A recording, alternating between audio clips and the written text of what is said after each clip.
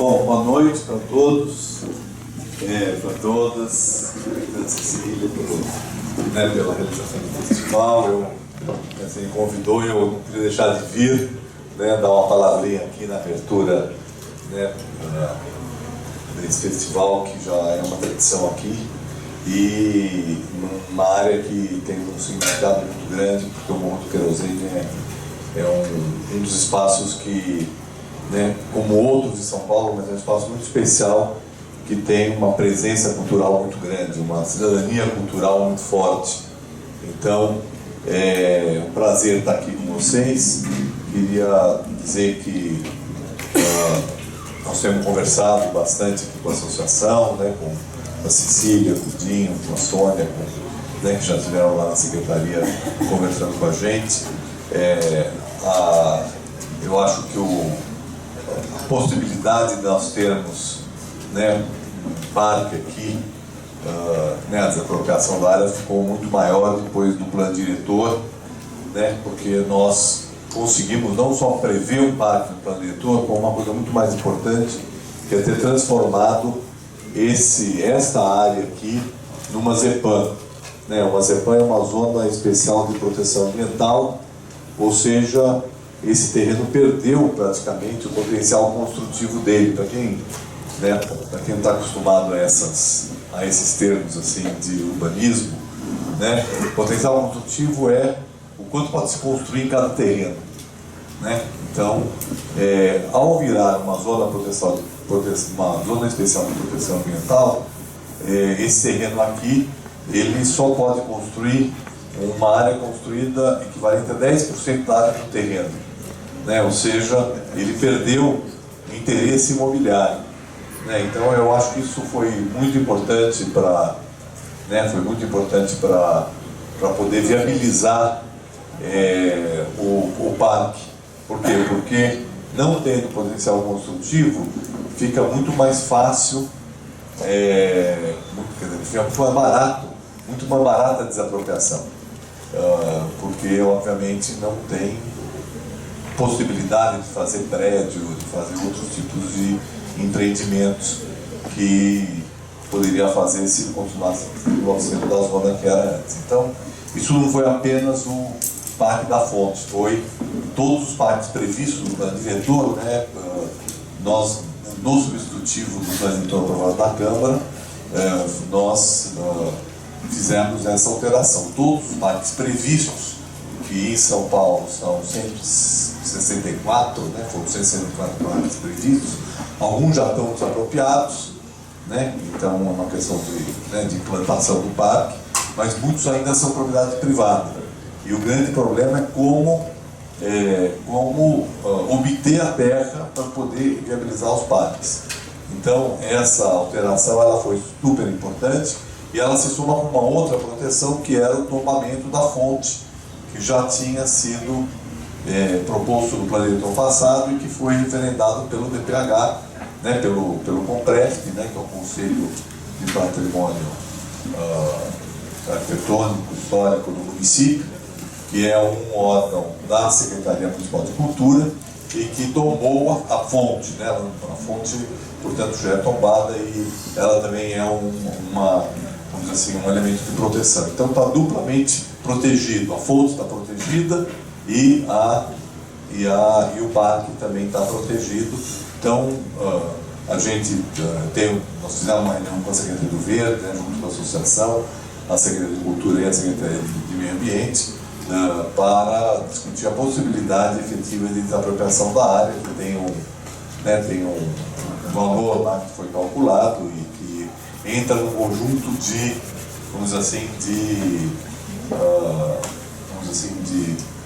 metas, de projetos que têm que ser implementados. O plano diretor tem muitos projetos a serem implementados. Como eu falei, só no parque são 164. Mas isso vai depender muito da disponibilidade orçamentária, das prioridades e da discussão que deve ser feita, inclusive com a possibilidade de utilização de recursos do CONSEMA, do FEMA, para poder viabilizar essa aquisição. Em se adquirir essa área, a possibilidade muito real de se implantar uma casa de cultura, um centro cultural, uma área para poder se viabilizar um espaço de cultura aqui dentro do parque. Essa opção é uma opção que está acontecendo em vários outros parques da cidade. O mais importante é o Ibirapuera, né? Nós temos o parque, temos vários equipamentos de cultura dentro do parque. A mesma coisa vai acontecer no Parque do Jockey, que o prefeito Fernando Haddad também era um parque previsto no plano diretor, né? E que ele foi comprado então pela prefeitura. Naquele caso foi possível pagar com dívida de IPTU. Então, a dívida de IPTU do Jockey permitiu que a prefeitura então utilizasse a dívida para pagar o parque. E nós solicitamos já para a Secretaria de Finanças também verificar se tem dívida esse projeto, né? Porque isso poderia facilitar o processo de desapropriação. Mas lá na Chácara do Jockey nós também vamos ter uma área de cultura nas antigas cocheiras dentro de um parque. Então, essa possibilidade de se trabalhar conjuntamente a cultura com o meio ambiente, né, com as áreas verdes, é muito real, muito concreta e vamos tentar aprofundar isso. Que a força cultural que existe no Morro do Iberosene, né, a identidade que tem, reforça muito a possibilidade desse parque aqui, dessa área cultural, ela caminhar com rapidez, né? Inclusive, eu acho que nós deveríamos estar pensando um pouco o Morro do Iberosene, né, como um território de interesse da cultura e da paisagem, que é um outro instrumento que foi criado no plano diretor, porque na verdade não é só o parque, né, quer dizer, o próprio bairro, né, as festas de rua, o boi, tudo aquilo que acontece aqui no Morro do Iberosene transforma num centro importante de cidadania cultural, como nós chamamos. Então não é simplesmente um lugar de eventos culturais, né, mas de cidadania cultural, ou seja, onde o próprio cidadão, a própria comunidade é protagonista do processo de cultura, que é alguma coisa que a gente quer implementar na cidade toda. Então é isso, parabéns pela... Antes que você se retire, eu só queria falar que no nosso caso, a gente não quer que seja como no Ibirapuera ou no Parque do Jockey. A gente quer que seja administrado pela nossa associação. Ou seja, a gente não quer que o projeto dessa área seja feita pela prefeitura. A gente quer uma concessão, assim como a gente já viu na Lagoa do Abaeté, tem o Grupo Afro Malê de Balé, eles têm a chave da área e eles administram, eles têm uma concessão.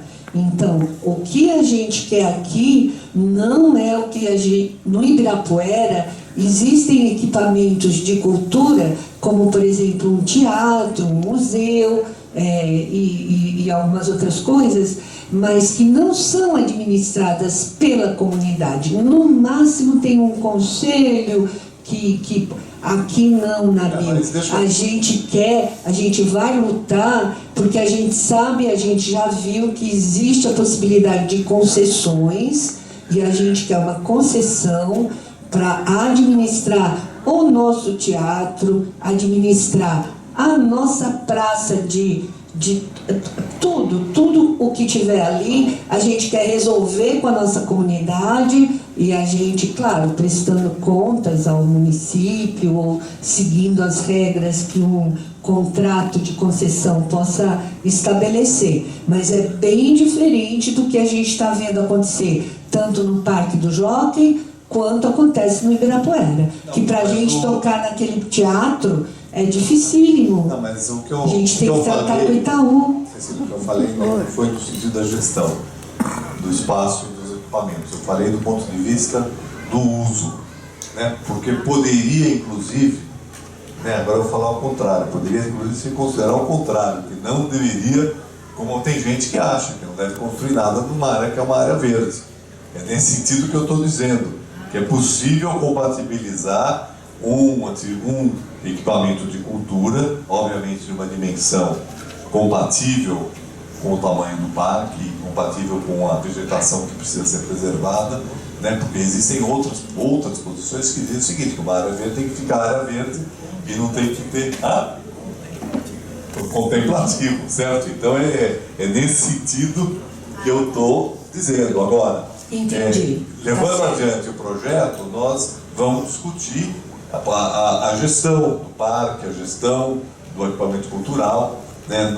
Existem essas duas possibilidades. Existe a possibilidade de ter um equipamento da própria prefeitura, gerido pela Secretaria de Cultura, no caso, né? E existe a possibilidade, quer dizer, embora isso não esteja nesse momento acontecendo, mas tem vários espaços da prefeitura que estão com ocupações culturais, são ocupações irregulares, e que nós estamos pensando em transferir a administração dessas áreas que não são da cultura para a Secretaria de Cultura e fazer então regularizar a ocupação cultural ou, através de um edital, selecionar uma entidade ou um conjunto de coletivos que possam cuidar, né, dessa área, desse equipamento, em alguns casos até construir equipamentos, aqui no caso teria até que construir. Então isso seria possível ser feito, e acho que no caso do Monte Querosene seria o caso. Na verdade, vou dizer uma coisa, a Secretaria de Cultura não tem condições, a Prefeitura não tem condições de administrar toda a demanda e necessidade de equipamentos de cultura que a cidade precisa, porque a demanda por equipamentos hoje é tão grande, né, que esse modelo de uma cessão de uso, mediante um contrato de gestão, com compromissos, com direitos, com deveres, etc., pode ser uma excelente oportunidade para multiplicar os equipamentos culturais pela cidade, porque o ideal é que a gente pudesse ter um equipamento cultural em cada bairro da cidade, né? Uma casa de cultura, uma associação cultural, né? O formato depende muito de... Então, um modelo desse tipo é um modelo perfeitamente possível de ser pensado, então está bem compatível com, e desejar um bom festival, né, aqui nesses 2 dias, né? Hoje mais os outros dias. Obrigado.